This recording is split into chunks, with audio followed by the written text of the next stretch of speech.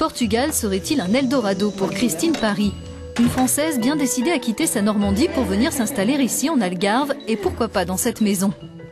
Et il n'y a pas que le charme de cette région du sud du pays qui explique son choix. Comme tous les retraités étrangers, elle peut bénéficier ici d'une exonération d'impôt sur le revenu pendant 10 ans, à la seule condition de domicilier son foyer fiscal au Portugal et de ne pas l'avoir déjà fait dans les 5 dernières années. Depuis un an et la clarification d'une loi datant de 2009, le dispositif séduit de plus en plus. J'ai pensé que c'était très intéressant et que pour un pays où il y a du soleil et une qualité de vie agréable, eh bien c'était un plus par rapport aux conditions difficiles dans d'autres pays, en France par exemple, où on a eu des impôts qui ont beaucoup augmenté ces 2 dernières années.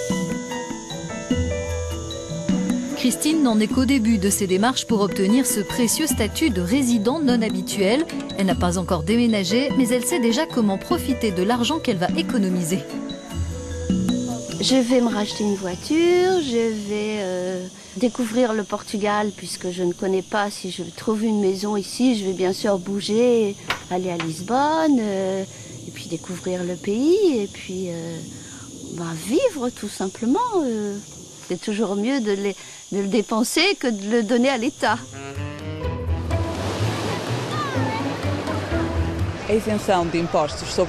Cette incitation fiscale fait partie des raisons pour lesquelles ces retraités étrangers émigrent au Portugal, au même titre que le soleil, la sécurité et la proximité de la mer.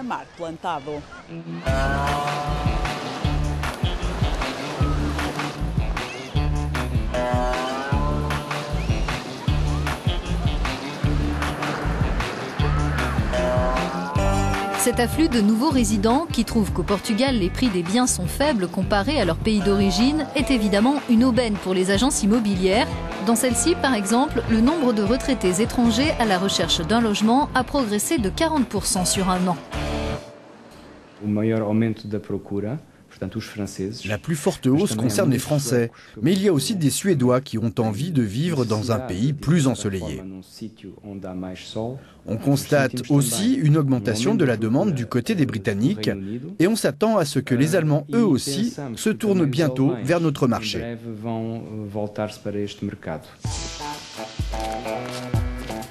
Borch Forsberg, lui, a emménagé au Portugal il y a 3 ans. Ce retraité suédois s'est acheté un appartement à Lagos en Algarve. Une décision motivée par différents éléments et bien sûr par l'exonération d'impôt sur le revenu.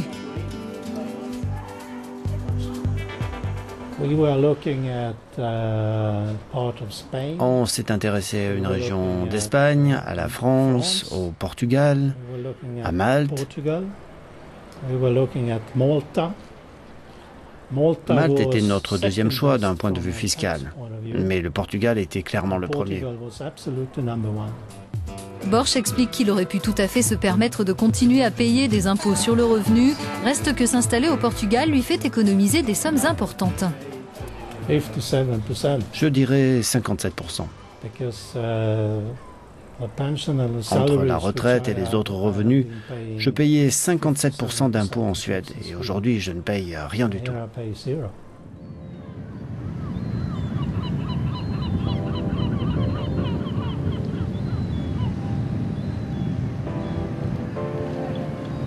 Ferragudo, un port de pêche où a élu domicile un autre retraité français. Hervé Bernard, ancien avocat, a quitté la région lyonnaise en novembre dernier pour rejoindre cette côte où il peut s'adonner à sa grande passion.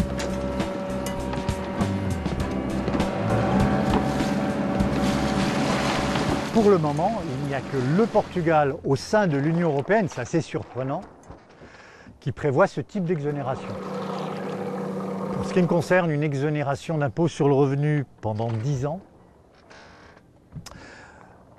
ça représente pour moi une économie qui paye le bateau.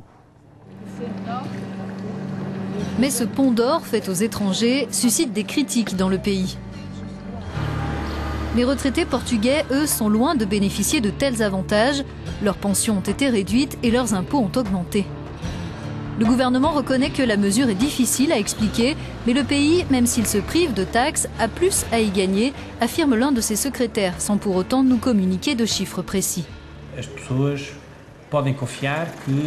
Les Portugais peuvent être certains que progressivement, ils retrouveront leur ancien niveau de pension. En même temps, ils devraient comprendre que ces incitations accordées aux retraités étrangers seront positives pour notre économie, notre société.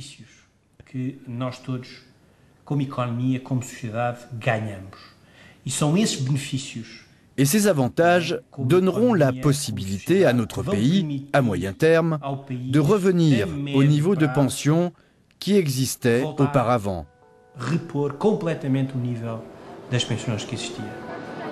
D'après les autorités portugaises, 949 ressortissants étrangers de plus de 65 ans se sont expatriés au Portugal en 2012, 1189 l'année suivante.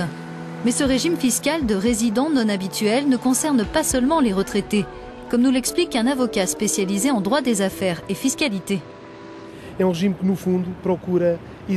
Ce régime a pour but d'attirer des talents, des activités, de l'investissement. Bref, des personnes au Portugal. Il prévoit une exonération d'impôts sur la plupart des revenus que les gens qui viennent s'installer ici perçoivent dans d'autres pays. Elle n'est pas réservée aux retraités, elle s'applique aux revenus fonciers, aux plus-values, aux revenus du capital et aux dividendes. Depuis quelques années, le Portugal multiplie les initiatives pour attirer les étrangers et leurs capitaux. Il offre par exemple des visas gold à tous ceux qui sur place investissent 1 million d'euros minimum, achètent des biens d'une valeur supérieure ou égale à 500 000 euros ou créent au moins 10 emplois. Des avantages qui pourraient ne durer qu'un temps, craignent nos retraités.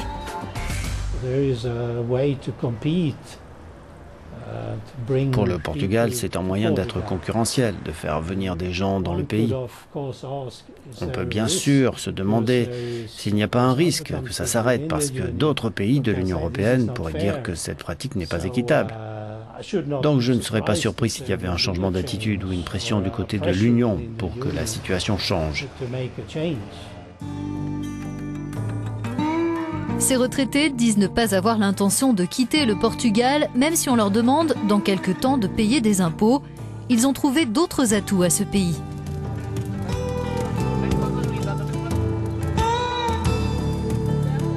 Je ne regrette pas du tout le choix de l'investissement en Algarve.